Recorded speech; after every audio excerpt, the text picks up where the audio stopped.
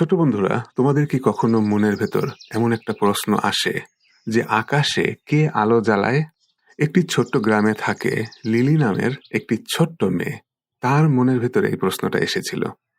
প্রতিদিন রাতে সে আকাশের দিকে তাকায়। সেখানে অনেক তারা, চাঁদ আর মেঘের খেলা। একদিন সে তার মাকে জিজ্ঞেস করলো, মা, এই তারা কে জ্বালায়? চাঁদ কে আনে আকাশে? মা হাসলেন আর বললেন, আল্লাহ করেন। কিন্তু লিলি ঠিক উত্তরটা বুঝতে পারে না। তার মনে প্রশ্ন থেকেই যায়, আকাশে কে আলো জ্বালায়? লিলি সত্যটা জানতে চায়। সে চায় জানতে, কে এই সুন্দর পৃথিবীটা বানিয়েছে, কে ফুলকে রং দিয়েছে, কে পাখিদেরকে গান গাওয়ায়। সে ভাবছে, আমি যদি তাকে চিনতে পারতাম। লিলির খুব ইচ্ছা করে যে এই সব কিছু করেন তাকে দেখতে।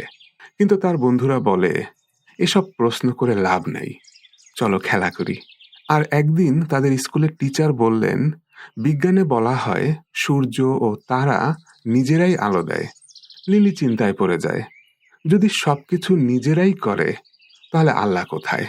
তার মনে একটা ছোট্ট ঝড় শুরু হয়। এক রাতে হঠাৎ কারেন্ট চলে যায়। চারপাশ অন্ধকার, সবাই ভয় পেয়ে যায়। লিলি আকাশের দিকে তাকিয়ে দেখে চাঁদটা তখনও জ্বলছে, তারা তখনও মিটিমিটি করছে। সে মনে মনে হাসে এবং বলে, কারেন্ট চলে গেলেও আলো আছে, কারণ এই আলো আল্লাহর। তার মনের ভেতর আল্লাহর উপস্থিতি অনুভব হয়, যিনি সব কিছুর কন্ট্রোলে আছেন।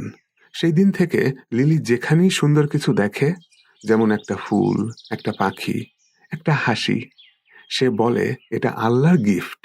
সে বুঝে যায় আল্লাহকে চোখে দেখা যায় না, কিন্তু তার তৈরি করা জিনিস চারপাশে ছড়িয়ে আছে। এবং সে প্রতিদিন রাতের আকাশের দিকে তাকিয়ে মন থেকে বলে, আলহামদুলিল্লাহ, আমি জানি আল্লাহ আকাশে আলো জ্বালান। আল্লাহ আমাদের চারপাশে আছেন। তাকে চিনতে হলে শুধু চোখ না, মন দিয়ে দেখতে হয়।